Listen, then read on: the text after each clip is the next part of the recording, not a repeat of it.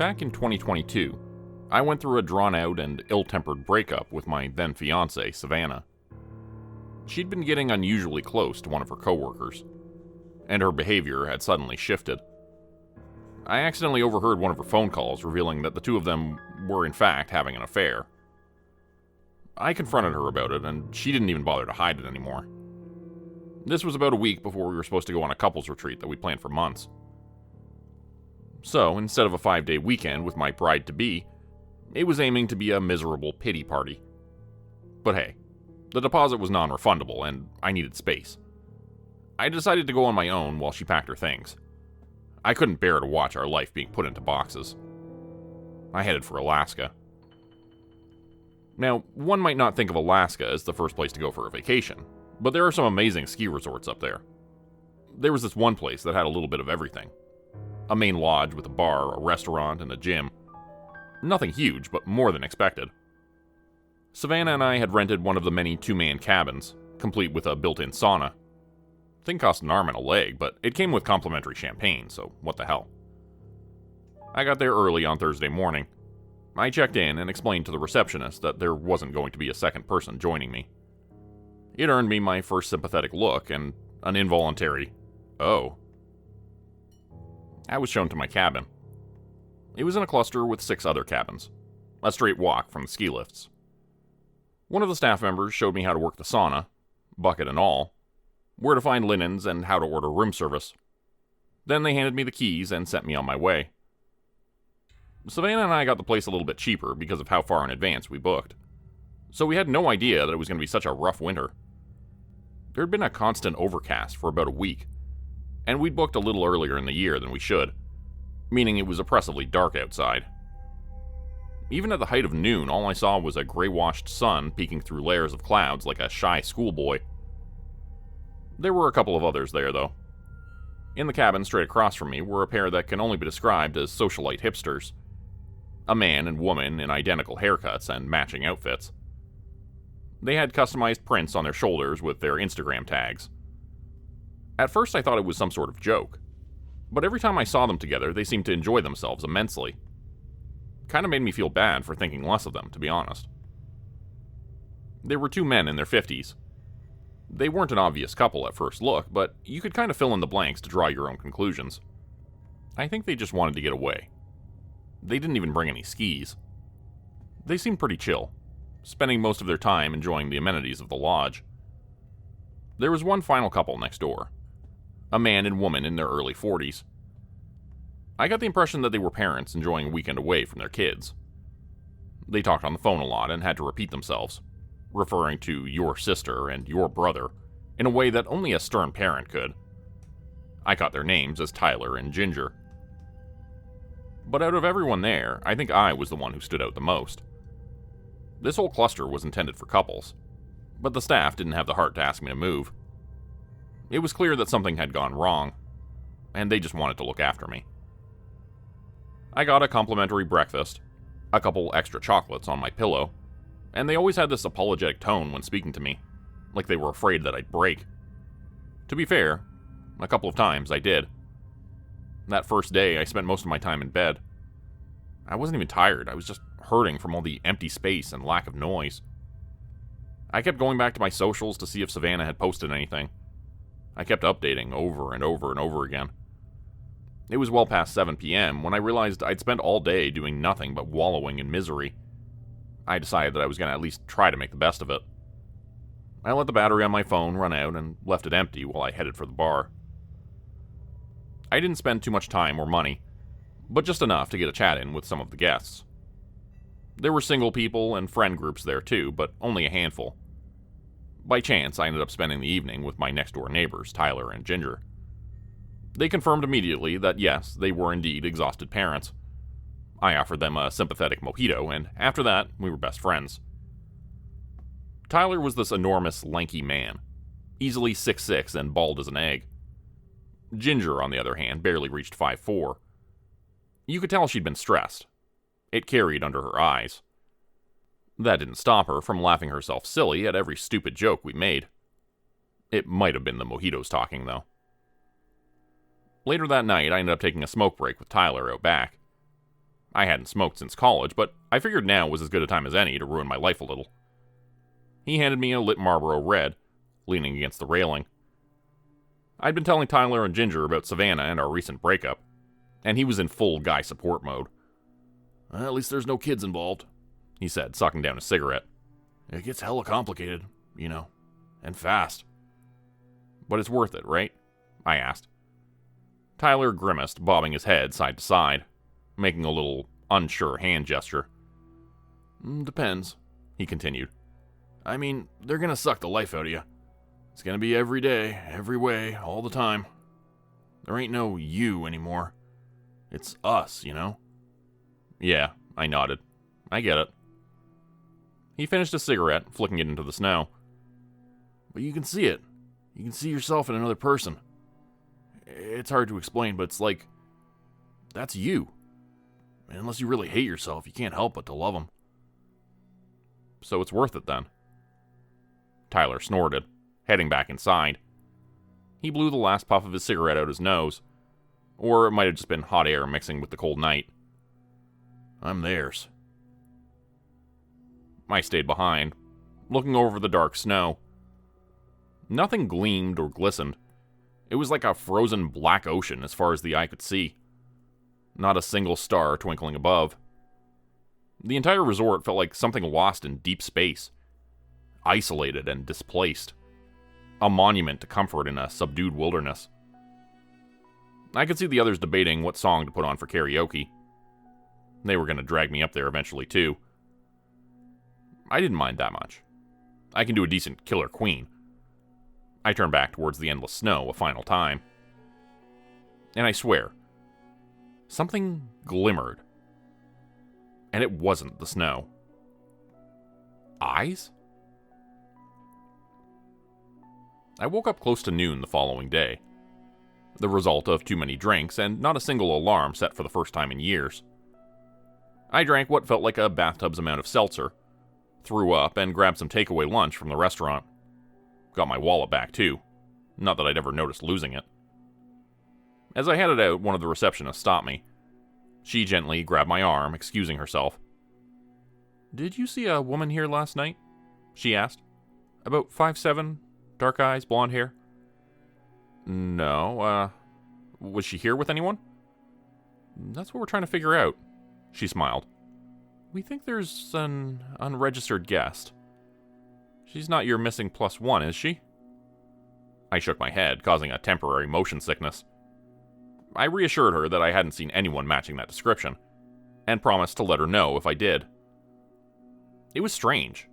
She seemed a lot more worried than I thought one might be about an uninvited guest. I took some time to actually go skiing that day. There's something mind-clearing about plummeting down the slopes without a care in the world. No one to break your stride. Free rein as far as the eye could see. I lost track of time and ended up spending a little longer than anticipated. That evening, I got to the restaurant just as they were about to close. I managed to sneak in an order for a plate of chicken carbonara, but I was the only guest left eating something. The others were at the tail end of dessert. That's when I heard some commotion from one of the other tables. Looking up, I could see the two men from the other couple's cabin. It was a proposal. The whole lodge erupted into cheers. Free drinks from the bar, hugs and kisses all around, and I was stuck sitting there with my plate of pasta. To round out the proposal, there was a short firework display outside. Blue and green rockets against the coal-black sky, lighting up the snow like sand dunes of emerald and sapphire. It was beautiful, and I didn't even get a good look at it. As guests funneled back inside, I finished my plate. I was about to go congratulate the couple and join the building party when I heard a knock. The restaurant staff were too busy closing up to notice it, but I saw someone outside. She couldn't have been older than maybe 20, 21.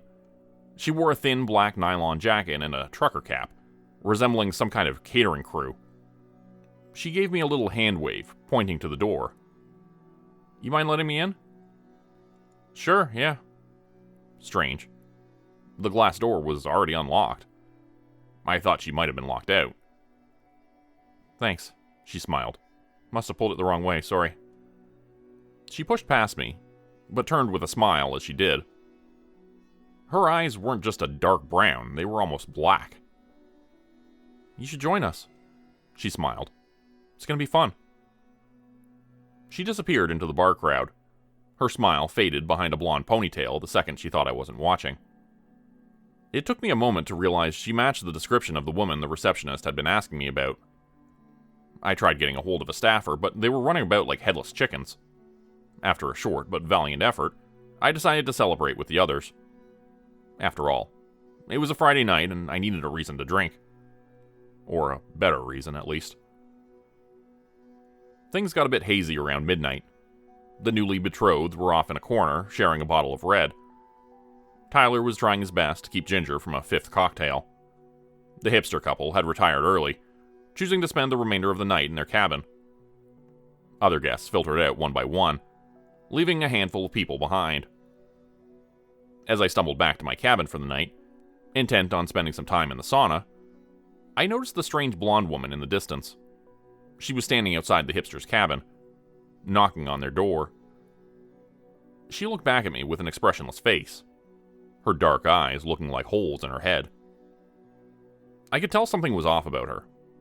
I always could, but I didn't know exactly what. I spent the night in the sauna. Not by choice, but by happenstance. I didn't even start it, I just put my head down on a towel and blacked out. By morning, I was more hungover than man. It was also the only time the sun decided to peek out, as if only to tease my retinas. I spent some time getting ready, munching on a couple protein bars and chugging a bottle of orange juice I'd nicked from the open bar. Just past lunch, I was the only one on my feet.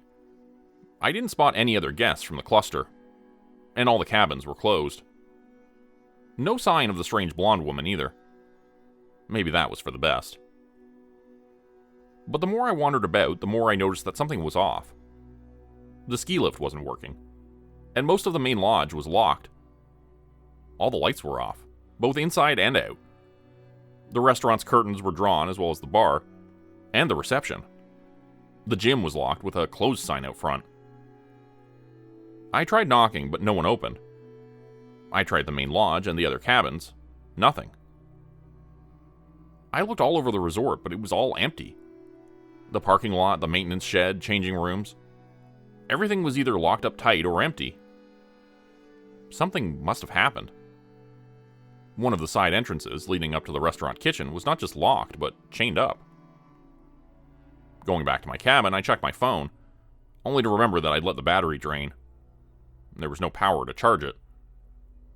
The temperature was going down, fast. It didn't take long before I had to bundle up with a jacket, even indoors. By the time I realized I'd run out of options, the sun was already setting. I sat on my bed with my legs huddled up against my chest, looking out the window. The snow had stopped glistening, as the sun had once again wrapped itself with a cloud cover. That's when I realized what bothered me about that strange woman the other night. There was no vapor coming from her breath. No hot mixing with the cold. It was as if she hadn't breathed at all. By nightfall, I could see movement in the distance. Doors opening, lights turning on. There was laughter coming from the main lodge. A few remaining fireworks from the other night flaring into the night sky. Someone had cranked up the music in the bar a little too loud. Heat was coming back, and power was restored. I fumbled for my phone, plugging in the charger.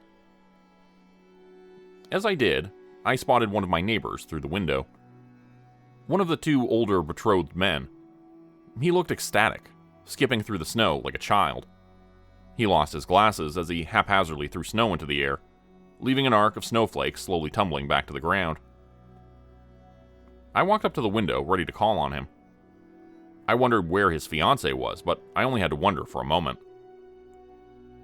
His fiancée was dragging the headless corpse of the hipster woman behind him. Colorful jacket and all. I crouched down, covering my mouth with my hands. I didn't want a scream to slip out. I could hear my heart pounding in my chest, making me twitch with every beat. I felt my cheeks flush as my tongue went dry. They dragged the body through the snow, their hands and faces covered in red. There was a long trail of blackened blood reaching all the way from the hipster cabin to the middle of the field. The two betrothed kissed, laughed, howled, and cheered. They waved at someone off in the distance, screaming with joy. And there was no vapor coming from either of them. No hot air mixing with the cold. They were cold as ice. And just as pale. I saw it all from my bedroom window. Cleaners hanging bloody linens out the window like war banners. A woman throwing torn body parts off the roof of the main lodge. A gang of 4 restaurant workers set fire to the maintenance shed, dancing around it like shrieking primates. The receptionist who talked to me earlier was wandering in a circle out near the back entrance. She had knives stuck through her arms and throat, but was moving around like it was nothing. Her back straight and her movements precise. Predatory. There was a glow in her eyes. A reflection of the raging arson.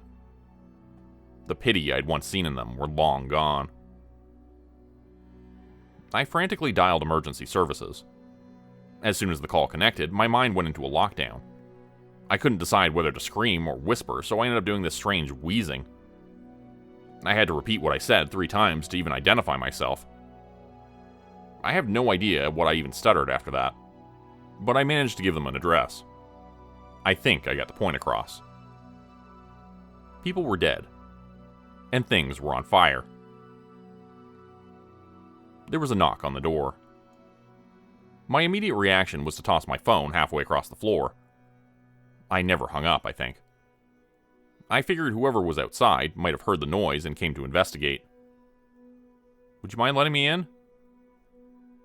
The same voice as the other night. The blonde woman who I'd opened the door for at the restaurant. This time I didn't move. I didn't answer. "I thought I checked this building," she chuckled. "Where have you been hiding?" There was a whisper. Someone was with her. Then, a giggle. "You slept in the sauna? No wonder we didn't see you." I looked for something to defend myself with. There was a fireplace, but it was only decorative. There wasn't even a fire poker. I grabbed my empty bottle of complimentary champagne. It was heavy enough to cause some damage. But as I looked at that closed door, all the fight ran out of me. There were so many of them out there. I counted 9 in total, surrounding the building. Dark shadows pressing up against the window, none of which were fogging up the glass. Not a single breath.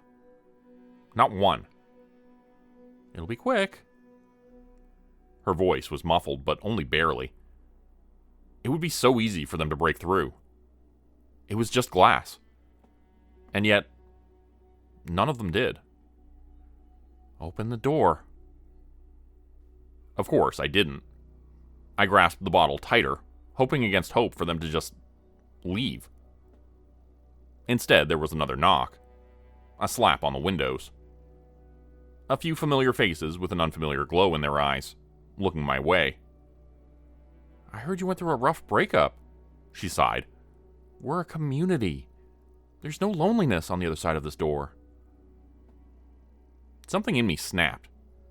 It was one thing to hear someone talking, but now they were talking to me specifically. Those words were meant for me, no one else. There was no way to trick myself into believing this wasn't happening. A reflex made me throw the bottle against the door, but it was useless. The bottle thumped against it and rolled away. They all erupted into laughter. A bloody handprint slapped against the window. Then another. Then an eager tongue licking it up like a thirsty cat. "All right," she laughed. "Then we'll make you come to us." The restaurant workers in the distance stepped up.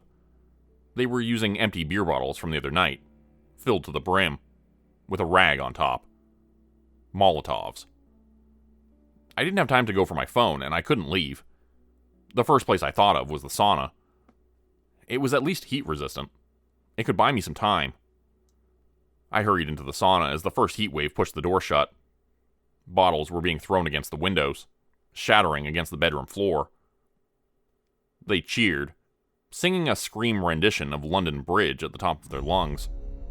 Blood-curdling falsettos. 6 bottles, one by one, added to an inferno.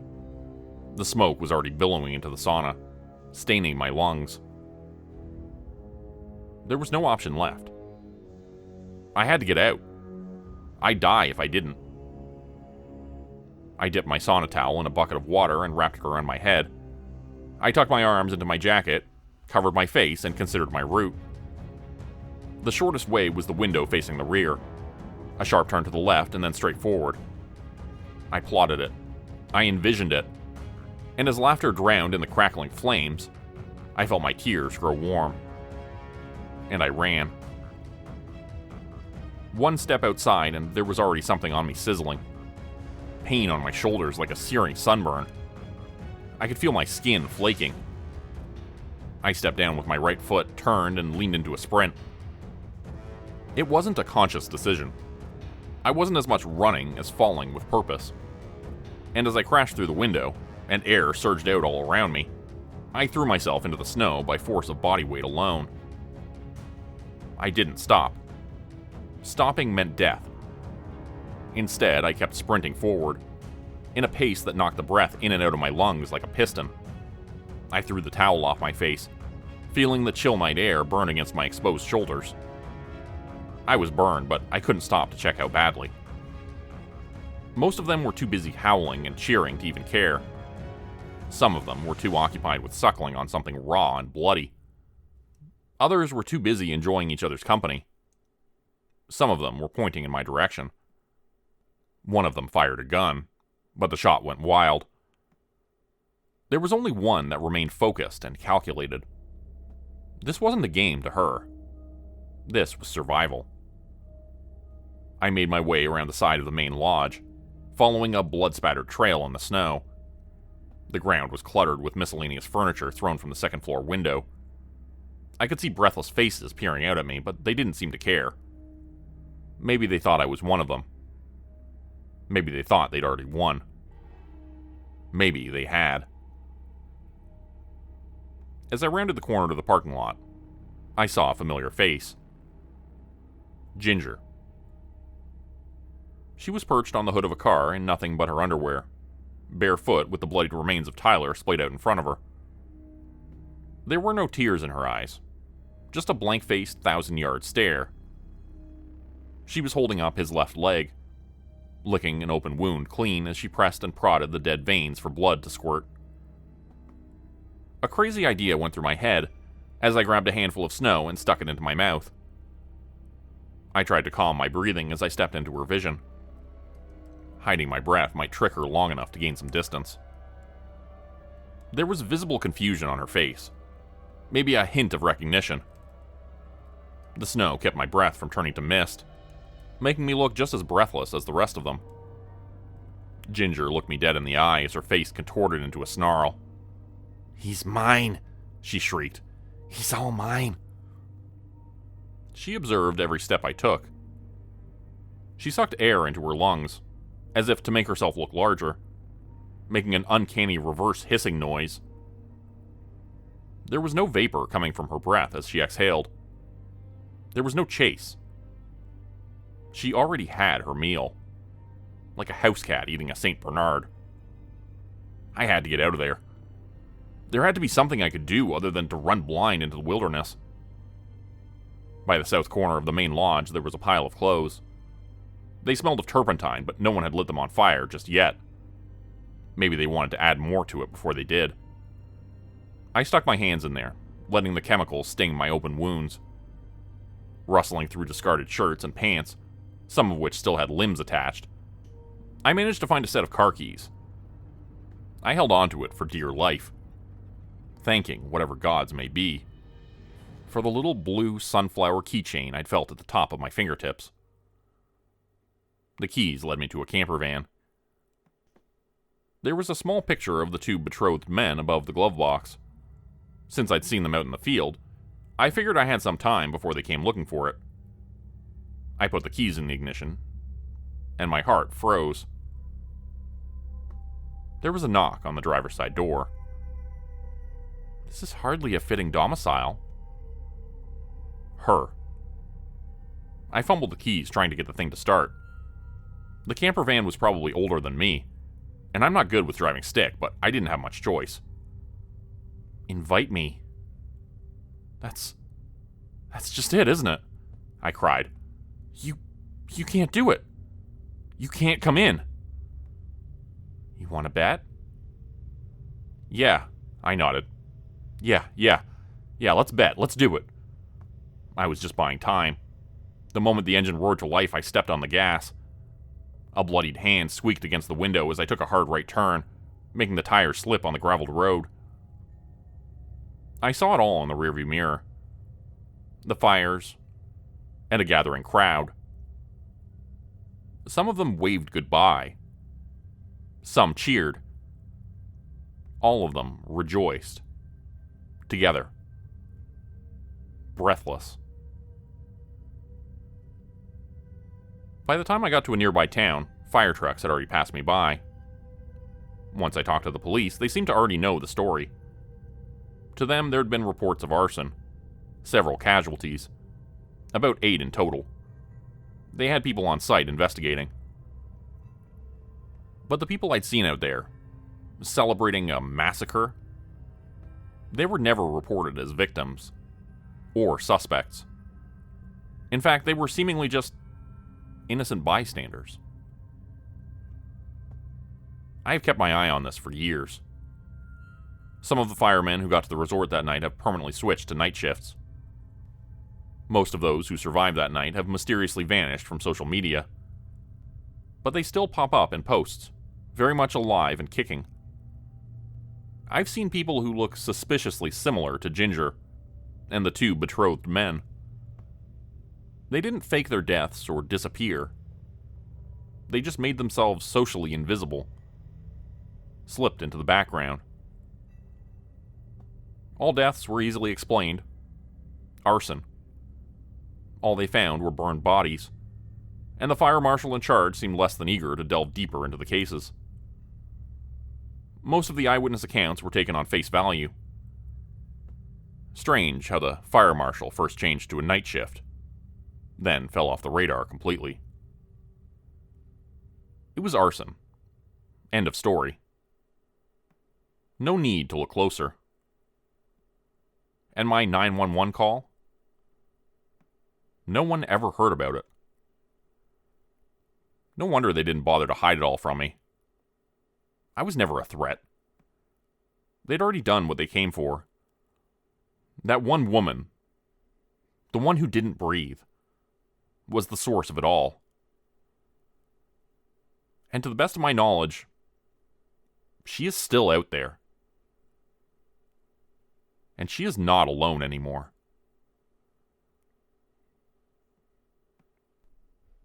Become a channel member today for early access, bonus videos, and special emojis only available to members. Check out the description below or click the join button for more info. If you'd like another way to help support the channel, please consider joining my Patreon page at patreon.com/JordanGroupeHorror.